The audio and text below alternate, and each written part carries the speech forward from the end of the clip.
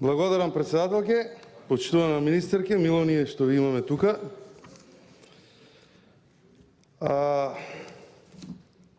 Денеска дискутираме по предлог буџетот на Република Македонија за 2020 година и јас нема да зборувам како колешката претходно со розе ви очила, затоа што состојбата не е таква како што сакат да ја представат колегите од владеачкото мнозинство.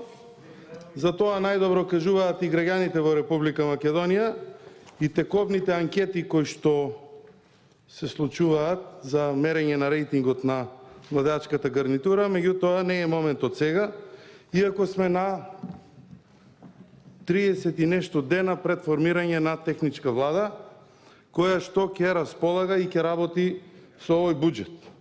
Колешката своето излагање го заврши со дискусија по основ на јавниот долг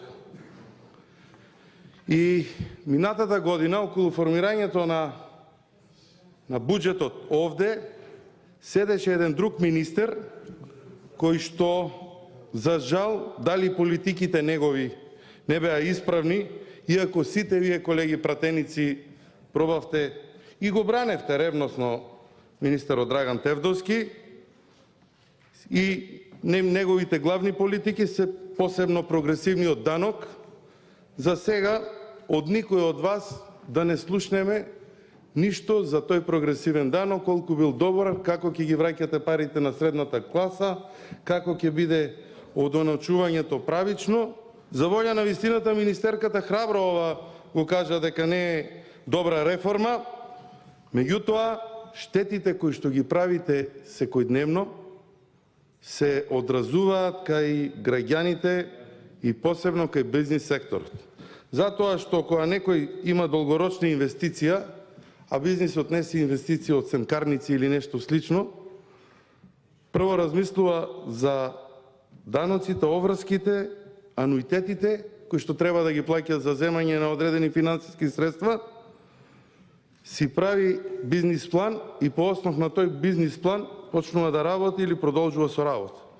Ние во третата година од владењето на Социјалдемократскиот сојуз, пред некое време излеговме, уствари вие не излеговме ние рамниот данок кажуваме дека е единствено добро можно решение во ситуации и во услови во кои што се наоѓа Република Македонија, излеговте и со едно кратко соопштение рековте дека не ги даде очекуваните резултати и оваа реформа ние ја поништуваме, се враќаме на рамниот данок. Ама што правиме со колегите пратеници министерки што долани го бранеа прогресивниот данок? Како сега да свртат за 180 степени? 360 ви е многу. Два пати по 180 и ви се зема умот. Сега да свртат за 180 степени и да кажат она што лани го зборувавме на нашите пријатели, бизнисмени, на нашите граѓани, дека оваа даночна мерка, оваа финансиска мерка и даночна мерка е добра, сега одеднаш не важи. Може би министерот Драган Тевдовски бил во право или не сакал да го потпише овој типичен предизборен буџет, овој типичен предизборен подкуп на граѓаните кои што се планира да се прави. Слушам не од вас, затоа што мене ми е ова веќе, не знам, 5-ти, 6-ти буџет, можеби толку и ребаланси, затоа што колеги пратеници, сега гледам колку се грижат за пензионерите и како одеднаш се сетија дека треба да ги зголемуваат пензиите, тие биле напатени луѓе, тие биле измачени луѓе. Лани кој им дадовте 36 денари пензија зголемување, не се сетивте или не планиравте дека оваа година ќе биде предизборна година предвремена, па тие средства не беа планирани, ама сега еве се наоѓаме на прагот на избори и мораме да мислиме добро за сите граѓани. Јас убеден сум дека пензионерите, посебно таа група на граѓани, ви имаат прочитано добро, затоа што ветувањата кои што ги дававте, да ви кажам искрено, јас да не знаев за каква структура на луѓе се работи, јас ќе ви поверував во сите тие предизборни ветувања, уште стојат билборди низ Република Македонија, 500 евра просечна плата, додуше малку излитени, ама се уште има останати по некои билборди низ Републиката и така симпатично ми делуваат кога ги гледам, на што наседнуваат граѓаните во Република Македонија. Во однос на буџетот, во делот на приходите имаме приходи планирани од 3,6 милиарди евра, вкупните расходи се планирани на 3,9 милиарди евра, буџетското салдо е минус 283 милиони евра или 2,3% од бруто домашниот производ, додека приливот, односно задолжувањето, е планирано на 1 милиарда евра, од кои домашни извори имаме 19%, странски извори 10%. Во однос на приходната страна, одма на стартот би рекол нереални даночни приходи. Владата повторно го воведува рамниот данок, а даночните приходи нереално ги зголемува за дури 6%. Имајќи во предвид дека стапката на инфлација на Народната банка на Република Македонија за 2020 година ја проектираше на 1,5%, реалниот раст на приходите, што е всушност и прокси за реалниот раст на економијата, ќе изнесува 4,5%. Сето ова не е можно ни во услови да останеше рамен данок. Рамниот данок беше воведен во 2007 година и тогаш даночните приходи по основ на персоналниот данок на доход беа стабилни, односно не забележуваа пат, но не забележуваа, да бидеме реални, ниту раст во однос на претходната година.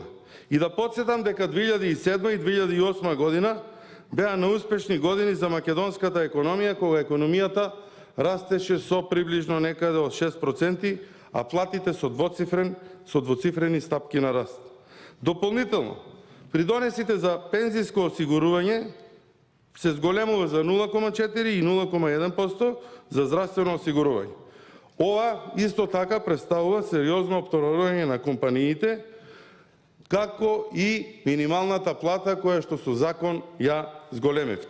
И да не бидам погрешно разбран, затоа што колегите се мајстори за спинување, да, ние сме за зголемување на минималната плата, меѓутоа во една реална економска политика со подобрување на перформансите на компаниите, на приватниот сектор, со зголемување на продуктивноста, со стварање на услови за работа на тие компании и на природен начин да се зголемуваат платите во економијата, посебно во приватниот сектор, кој што покрива некаде повеќе од 80% од бројот на вработени економијата во Република Македонија.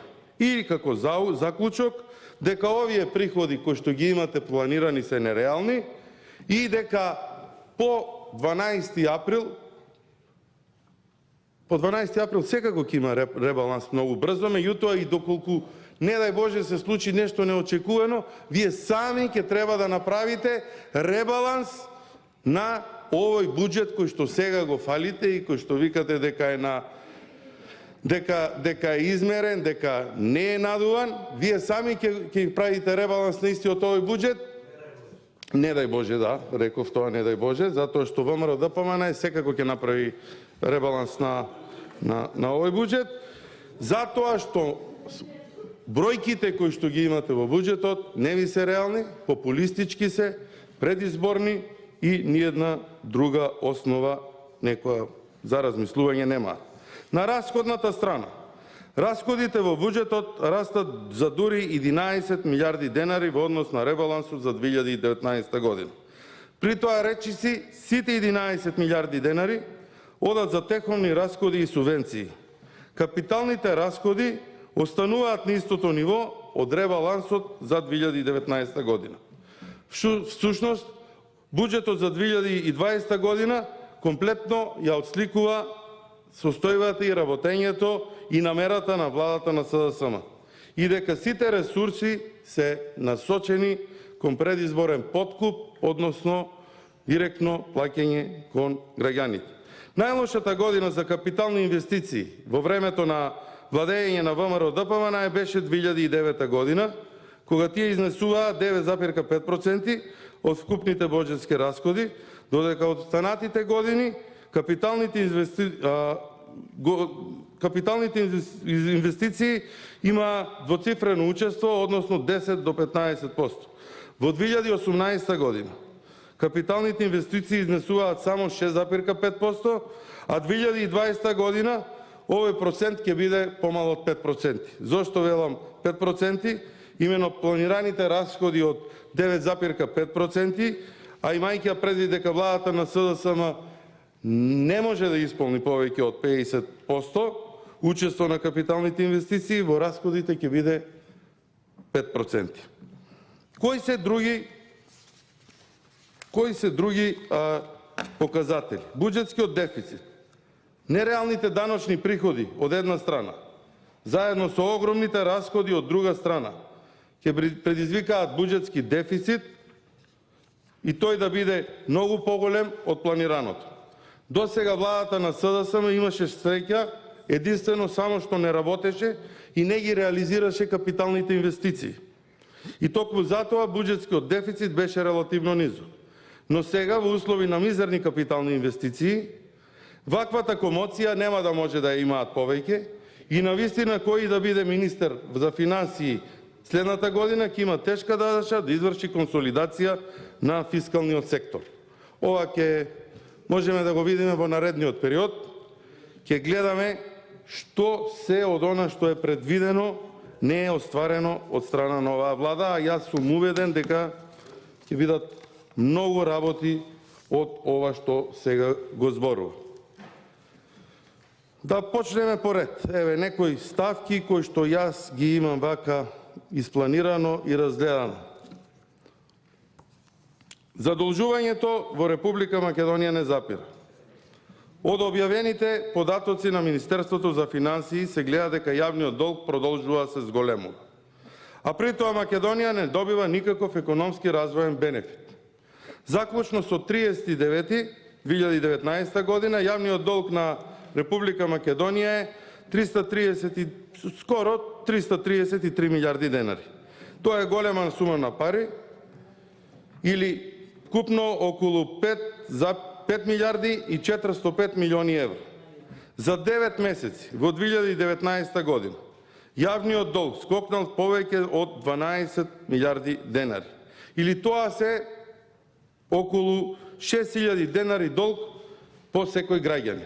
Сега да ве потсетам во еден период кога бевте опозиција и што правевте од оваа говорница, дека секој новороденче е задолжено за 3.400 денари, кај се парите, буџетот е огромен, затоа што беше тогаш 3,4 милиарди евра. Сега имаме буџет 4 милиарди евра.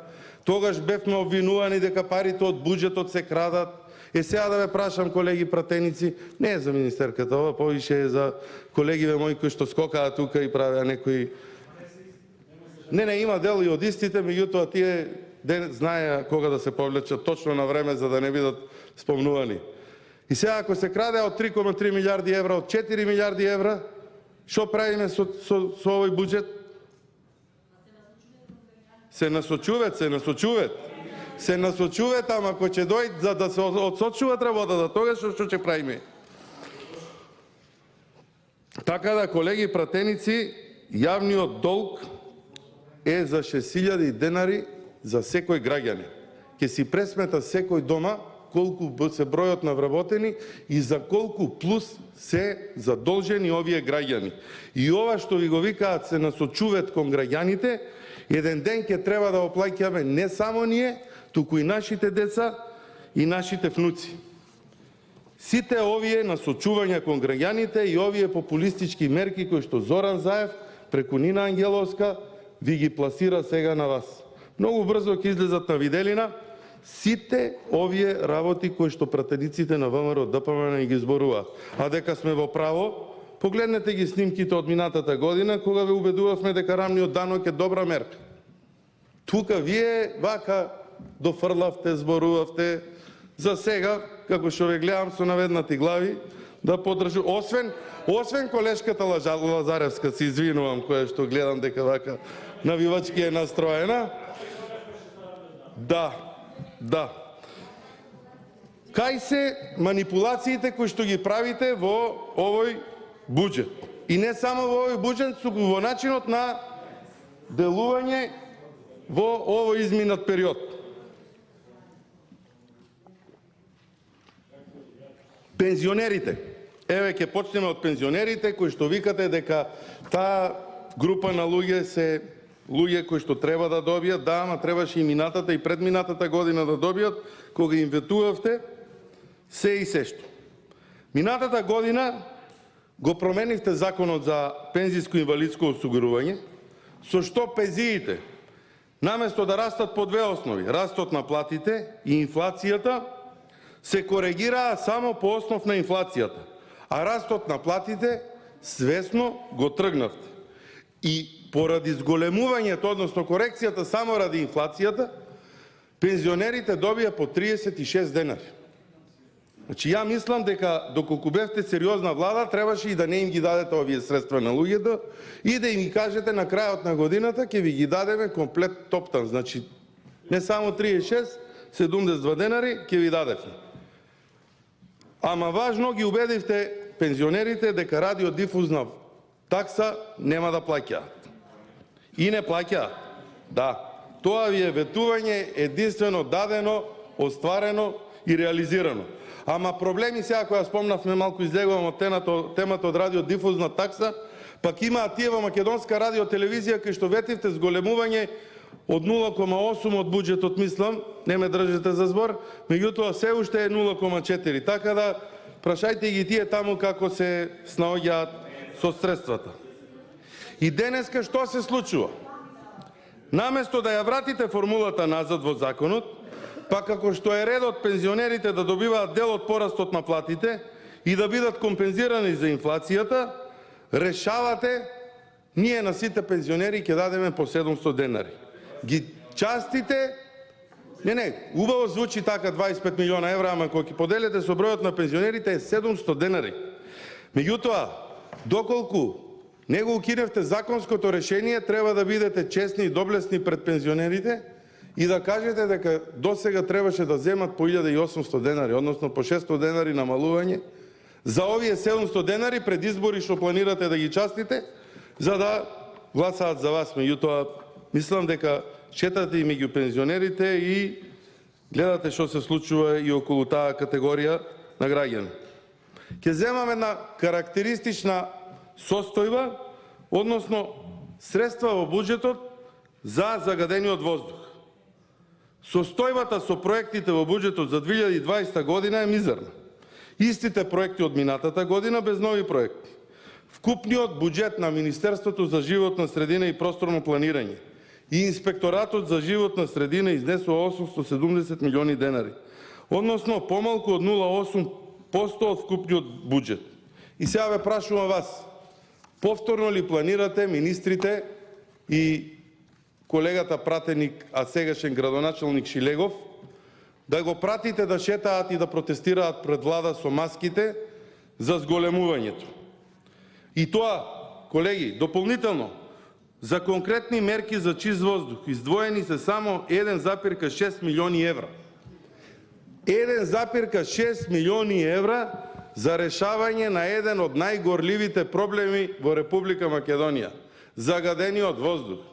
Минатата година направивте еден спин со закон за возила, измисливте зелени, жолти и црвени налепници, кој каде ќе вози.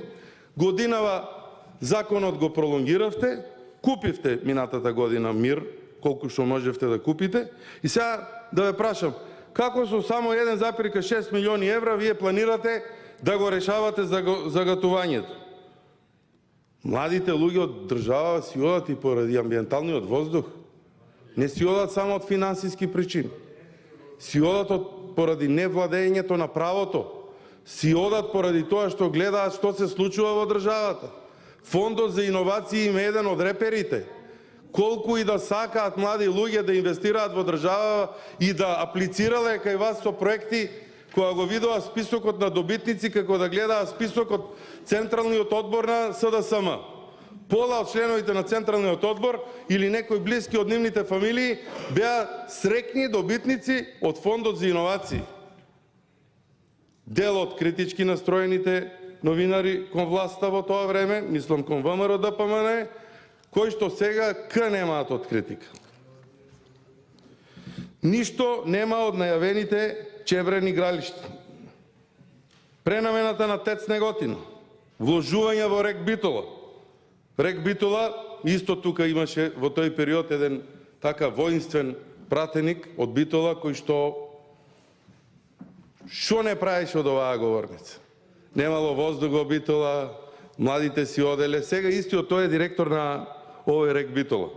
Знаете за кај се спомну? Како? Да. Се извинувам. Знаете кај се спомнува тај колега сега? Само во некои сумнителни тендерски постапки и коруптивни состојби. Може би не директно, ама некако и неговото име стално се провлекува низ медиумите. Не од нас колегите, ние сепак имаме обзир до толку, затоа што вие на 3 месеци пред избори овде правевте чуда од овие говорници.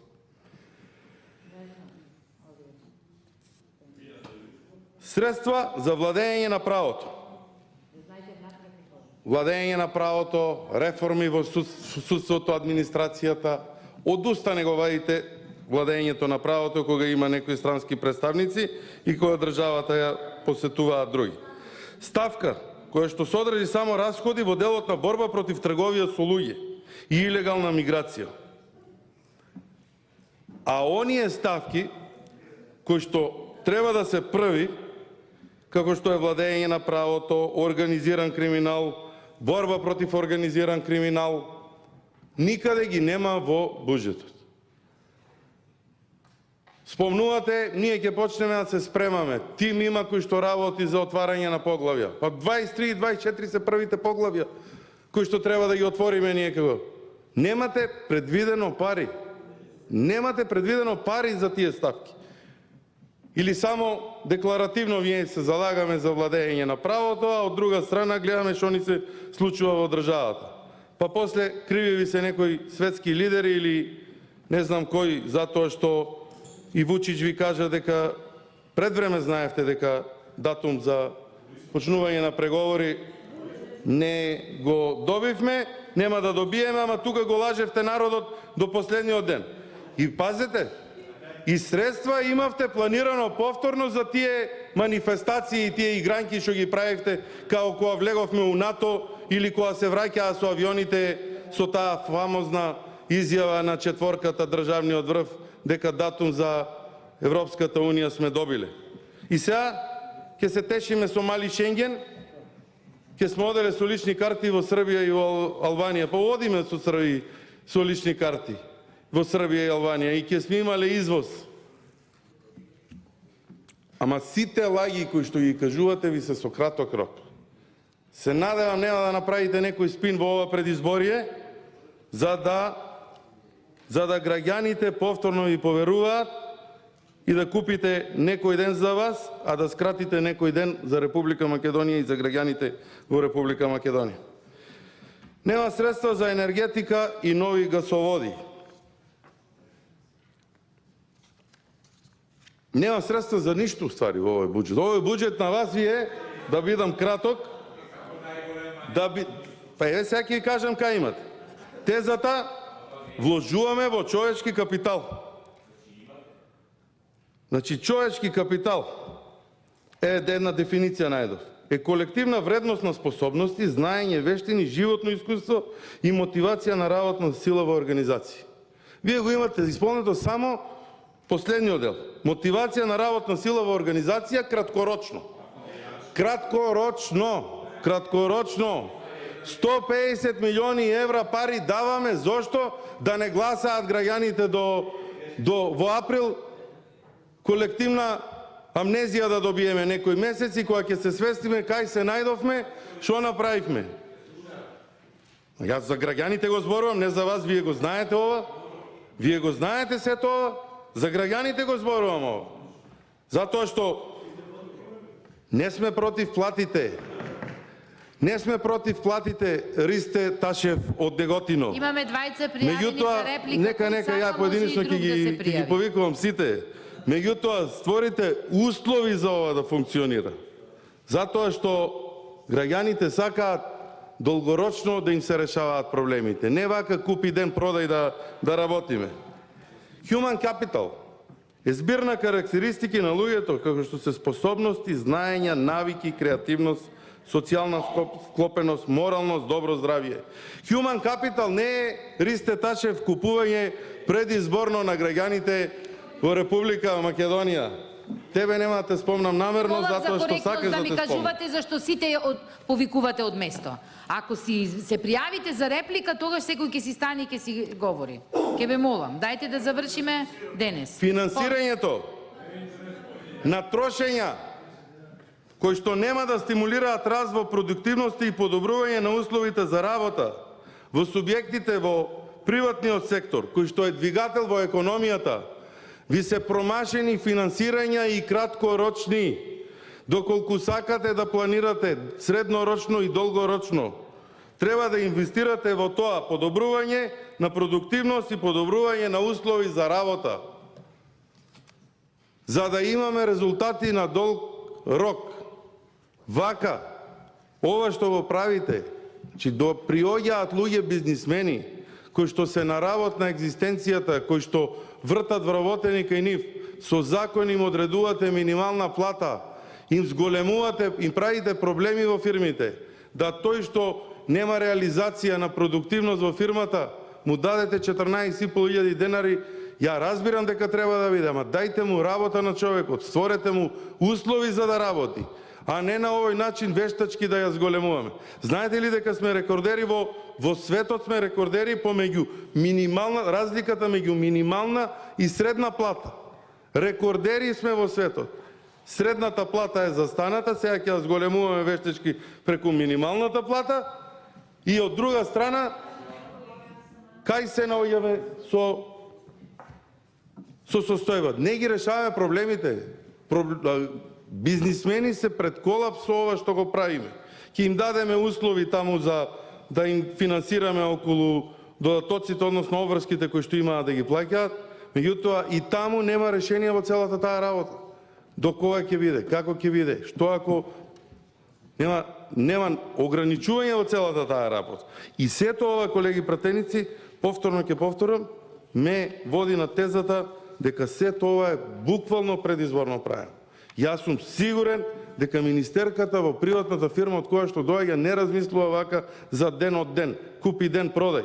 Ќе им ја зголемам денес платата за утре да имам повише работа. Ќе има работа ако најдеме работа, ако донесеме работа да има, пласман да има таа работа. Така ќе се зголеми целата работа. Министерка, ако не сум во право, исправете ме. Како за крај, уште еднаш би сакал да потенцирам дека приходната страна има огромно потврлање, значи заклучно со октомври на приходната страна имаме потврлање за сега од 147 милиони евра во однос на планираното, и тоа најмногу кај данокот на добивка. И доколку се задржи оваа тенденција, јас не верувам дека овие 2 месеца, посебно во предизборие, ние ќе имаме некоја тенденција на зголемена грижа на совест и плаќање од страна на граѓаните, потврлањето би било некаде околу 170 милиона евра. Капиталните расходи, да позборувам и на таа тема, за октомври се, значи внимавајте, за октомври се 12 милиони евра, односно 709 милиони денари.